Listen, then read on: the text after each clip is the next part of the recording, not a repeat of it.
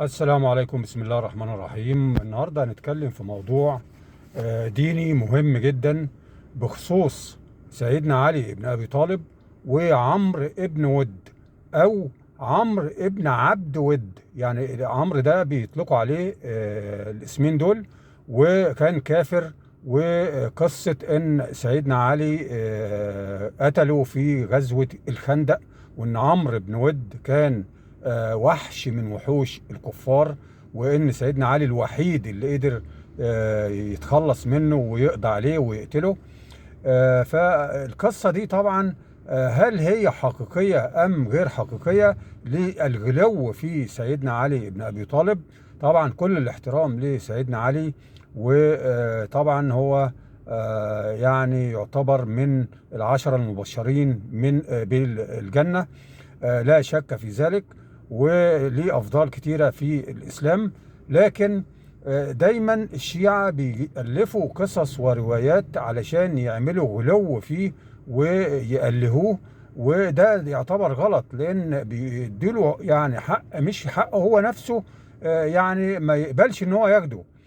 فقصة عمرو بن ود هنقولها لحضراتكم وهنوضحها ان هي قصة غير حقيقية لأسباب كتيرة.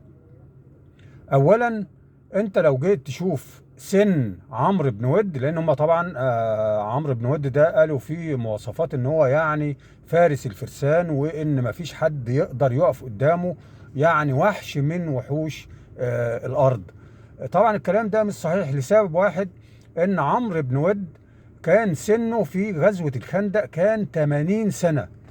80 سنة يعني كان راجل، يعني أكل عليه الدهر وشرب، ويعني ممكن يكون عنده أقل شيء 8 أمراض، لأنه عنده 80 سنة. وطبعا كان أعمار الناس في هذا التوقيت كان طبيعي زي دلوقتي، زي حاليا.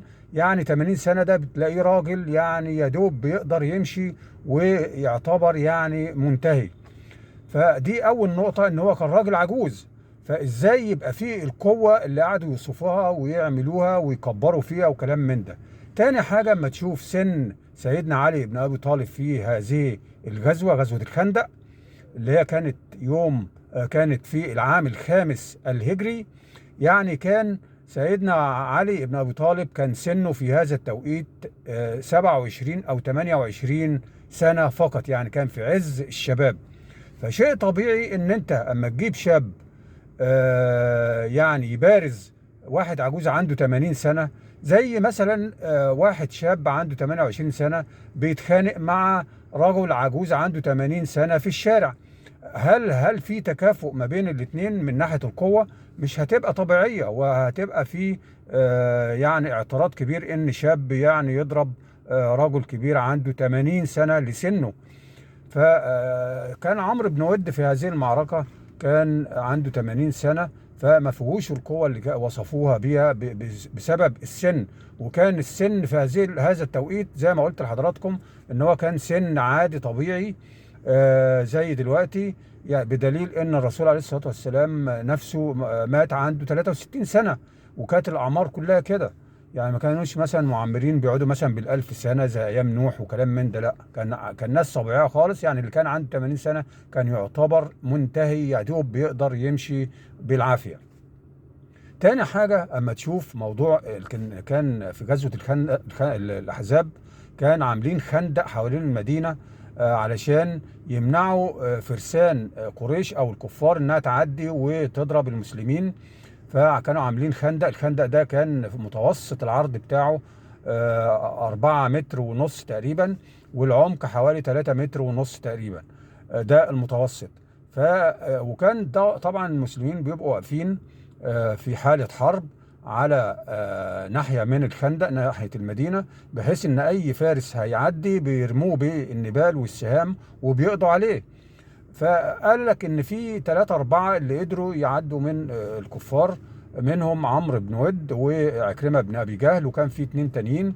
المهم ان هم عدوا. فطبعا دي طبعا برضو غير طبيعية، لان قلنا الخندق عرضه 4 متر وشوية، والعمق 3 متر وشوية، والمسلمين واقفين جاهزين، اي حد بيحاول يعدي بيضربوه على طول بالسهام والنبال والرماح والحاجات ديت. فحتى يعني ممكن يضربوه حتى بالحجاره هيخلصوا عليه. فحته ان هو يقتحم ويعدي ويقف بقى الناحيه التانيه، ويقول لهم هل من مبارز 3 مرات، فده شيء غير طبيعي. معنى كده ان ده طعن في المسلمين، ان هم خافوا منه وهربوا. يعني كان في 3000 مقاتل مسلم، معنى كده ان هم جريوا لما لقوا عمرو بن ود عدى. فطبعا كلام مش طبيعي، انت بتتهم كده المسلمين انهم جبنه، وانهم جريوا اول ما عمرو ده قدر يعدي لوحده. فوقف هم طبعا على مسافه كبيره، وبيقول لهم هل من مبارز، هل مش عارف ايه، وقعد يتحداهم. فطبعا كلام مش طبيعي.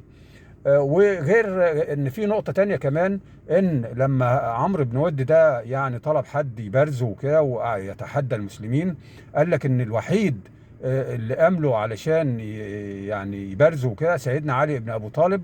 وقال بيستأذن من الرسول، فالرسول ايه قال له لا اجلس، ده عمرو بن ود يعني ايه ده قوي يعني مش هتقدر عليه وبتاع، فاجلس. يعني بيقول لك ان الرسول كان خايف على سيدنا علي، وفي نفس الوقت ده اتهام للرسول بالخوف، ان هو خايف. وان كل الصحابه برضو بيتهمهم بانهم خايفين، فالوحيد اللي هو قادر يقوم اللي هو سيدنا علي. فده برضو ايه غلو في سيدنا علي وطعن في حتى الرسول نفسه عليه الصلاه والسلام والصحابه. كان ممكن مثلا الرسول هو اللي يقوم يبارزه او اي حد من تاني، لا يقول لك هو سيدنا علي فقط اللي قدر يقوم، وكلام من ده 3 مرات. وسيدنا علي استأذن من الرسول، فالمهم ان الرسول ايه وافق ان هو يروح يبارز عمرو بن ود. فده معنى ان كده ايه معناه الكلام ده برضو، ان ايه بيقول يعني كل لما سيدنا علي يستأذن من الرسول يقول له اجلس، بيديك صورة او بيهيأ لك ويوحي لك ان المسلمين كانوا قاعدين ودي معركة في حرب، فازاي يبقوا قاعدين؟ بيقول له اجلس، يعني قاعدين على المقعدة على الارض. ازاي يعني؟ ازاي في حرب وقاعدين؟ فده كلام برضو كلام مش طبيعي.